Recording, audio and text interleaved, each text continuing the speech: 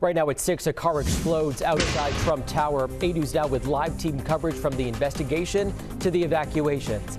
15 killed, 35 hurt after a truck slams into a crowd in New Orleans' famed French Quarter, while the FBI is now saying it's investigating this as an act of terrorism. Plus, a local hero honored in the Rose Parade. We'll take you to Pasadena, where a fallen Valley officer is remembered for giving the gift of life. This is an 8 News Now breaking news alert. Holy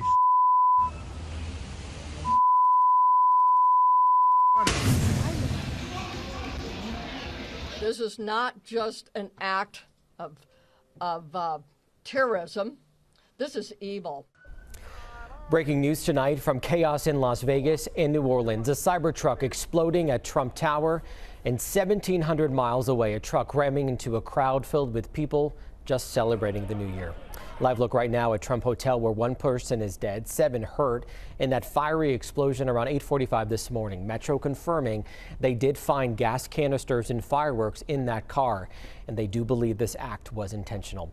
Good evening, I'm David Charnes. We do have a lot to get to on this first night of the new year. 8 News Now with team coverage on that explosion. Reporters Brian Will, Joshua Peguero, Ryan Tismaneski all standing by.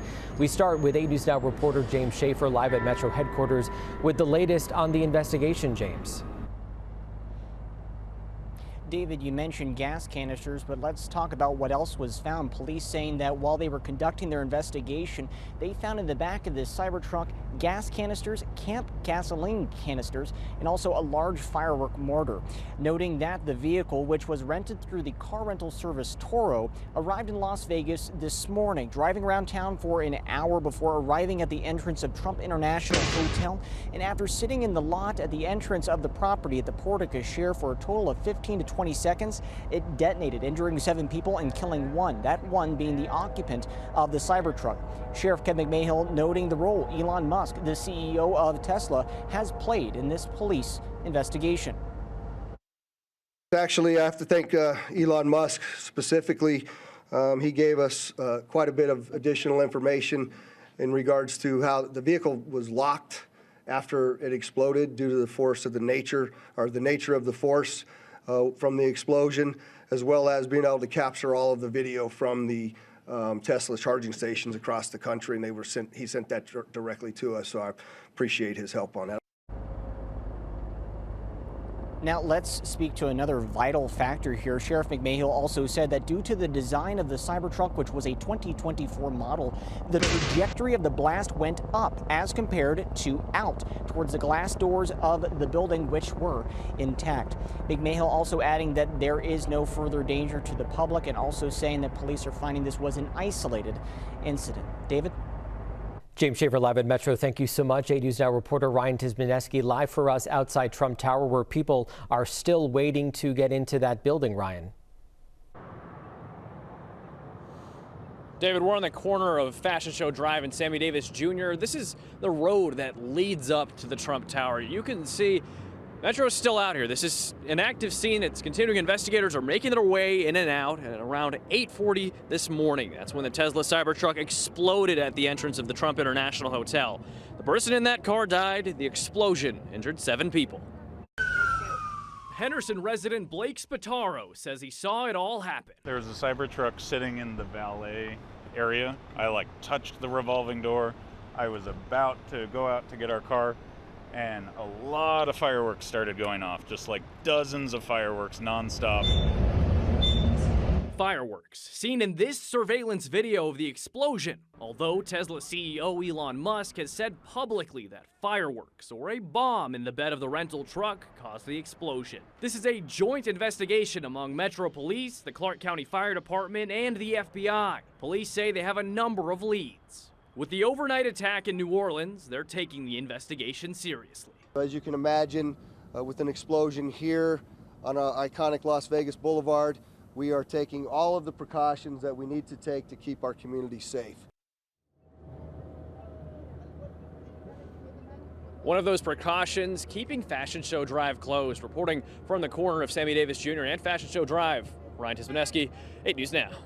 And as Ryan mentioned, that road is closed. We'll keep you posted on all these traffic delays. Meantime, other casinos and hotels put on alert, but the sheriff says there appears to be no further threat to our community.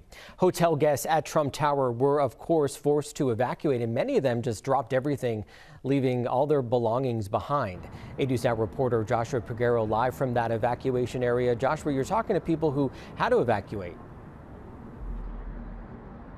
Yeah, so this evacuation zone is between Las Vegas Boulevard and Genting. Around 1 this afternoon, this was a long line of folks rolling their luggage, carrying their backpacks, stress and concern, and they were upset, they tell me, by the lack of an evacuation plan from hotel staff. We were actually just sleeping, and then we just heard 2 loud explosions, and it woke up and basically shook the hotel. Adam Bellman is staying at the 24th floor of Trump International. His stuff is still back in the hotel room. We have no information about if we can get back to our room, when we can get back to our room, and that's about it. Like, we're kind of just sitting here waiting. Bellman wasn't the only one confused on what's next. Other guests said they were rushed out. My dad came in saying there was an article about an explosion at the hotel, and then probably about 10 minutes later we heard like an alarm saying to evacuate the building, and then everyone started freaking out. Angel Anento was visiting from Colombia and didn't hear the explosion. I feel pretty calm. My mom was very scared. My family was very scared, but I feel all right. I mean, they just told us to leave. A couple visiting from Germany also left their belongings in their hotel room. The problem is, it's their wedding day. We couldn't get back in to get our clothing for the wedding, and we also don't have our passports and anything.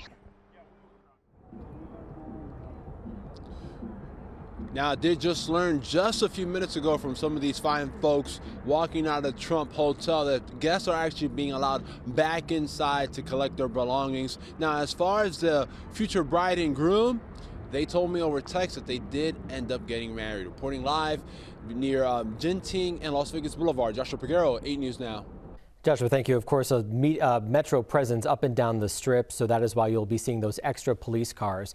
Police do tell us they do have an idea who did this, and they say that information will come out soon. We'll, of course, keep you posted as soon as we find out. The FBI investigating the deadly attack in New Orleans tonight as an act of terrorism. Investigators say a 42-year-old rammed a truck into that crowd on Bourbon Street, killing 15 people and injuring 35 others. The driver is a U.S. citizen from Texas and served in our military. The FBI finding an ISIS flag, weapons, other explosives inside that truck. And authorities believe the attacker did not act alone. We do not believe that Jabbar was solely responsible. We are aggressively running down every lead, including those of his known associates. This happened hours before the Sugar Bowl, a big college football game there that will now be played tomorrow. Nearly 400,000 revelers lining the strip in downtown Las Vegas last night. So what kind of precautions do we have on our sidewalks? You may remember a couple years ago, a decade ago now, a woman drove up on the sidewalk, killing 1 person and injuring dozens more. Well, since then, the county has installed more than 8,000 of those bollards, those vehicle barriers to protect people walking on the sidewalk, all designed to stop an attack similar to what we saw today in New Orleans. 8 News Now reporter Brian Will live on the strip with these safety measures and how visitors are feeling about their safety right now, Brian. Yeah, David, it does bring up security concerns and what the security measures are here on the Las Vegas Strip. And like you said, it's barriers like this that you're here all up and down the whole Las Vegas Strip, and it's meant to stop a 55-mile-per-hour truck going into one of these. I feel pretty safe because those bollards will stop errant vehicles, especially after what happened in New Orleans this morning. Alan Glenn has been visiting Las Vegas for years and feels safer knowing these bollards are here. The installations came following an incident in 2015. Police say Lakeisha Holloway plowed into pedestrians on the strip, killing 1 and injuring more than 30 others. And in 2005, Stephen Ressa drove through a crowd near Bally's, killing 3 and injuring dozens. I think we need the pedestrian barriers. I feel safer with the barriers up. Susan Combs is visiting from Oklahoma City and has gotten used to the sight of these barriers, along with other preventable measures, including pedestrian bridges and 4,000 linear feet of barricades. Because there's so many cars, and we need all the safety we can get.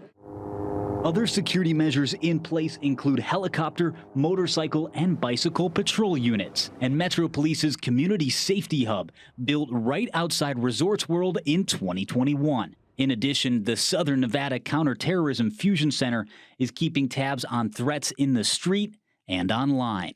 It's good to feel a little safe. It was a little crazy last night, though. Too many people. Now, there was a reported shortage of security guards because of a recent change to a rule about background checks. Now, the Nevada Gaming Commission did make an amendment to make it a little bit easier for those background checks. It'll hopefully go through soon. Reporting live on the Las Vegas Strip, Brian Will, 8 News Now. Brian, thank you. Lakeisha Holloway, the woman accused of driving into that group of pedestrians in 2015, is expected in court next week. She has a trial now set for this March. Just into our newsroom, a person with a knife has barricaded themselves inside a bus near Fremont in Charleston. Taking a live look from a traffic camera there. This happened right near downtown. You see part of the road there is closed. Metro telling us negotiators are in the process of talking with this person again who has barricaded themselves with a knife on a city bus. Information is limited, but we'll continue to bring you more and of course bring you an update at 11. Turning to your most accurate forecast, Jerry Brown in for Ted Florendo. Jerry, I was going to say December, these January nights, really cold, especially when you get that biting wind. Yeah, well, that at least we don't have to talk about tonight, David. We are going to see some winds next week, but I think through the weekend we should be okay there. Winds are calm out at Reed, 53 there, but already in the 40s down on St. Rose Parkway at Henderson Executive, 51 to 52 across North Las Vegas from the airport to Nellis. Now, mixed clouds and sunshine will be with us through the weekend, but our afternoon highs will remain above normal. They weren't there today. We were at normal, and it did feel a little chilly. Our morning lows, though, will be cooling down. Official lows might be in the low 40s, but much of the valley is going to be in the 30s, especially outlying areas. Tomorrow, much improved. Some morning clouds will give way to afternoon sunshine. We'll be up into the low to mid 60s, and then a mix of sun and clouds Friday and Saturday. Again, 63 to 64. So some nice weather on tap. David? All right, Jerry, thank you so much. More news now. Las Vegas Metro Police Officer Trung Tai honored today during the Rose Parade in Pasadena. Officer Tai was killed during a shooting in 2022 after responding to a domestic dispute. He's remembered as a hero to organ recipients after giving the gift of life through donation. Tai joined Metro in 1999. Next here at 6, we continue to follow our big breaking story of the day, the deadly explosion at Trump Tower. We'll have a live look at the investigation and as people are let back into that area. Plus, a man arrested after a deadly crash. We'll tell you why he's facing child endangerment charges. Watching 8 News Now at 6, we are live, local now. If it happens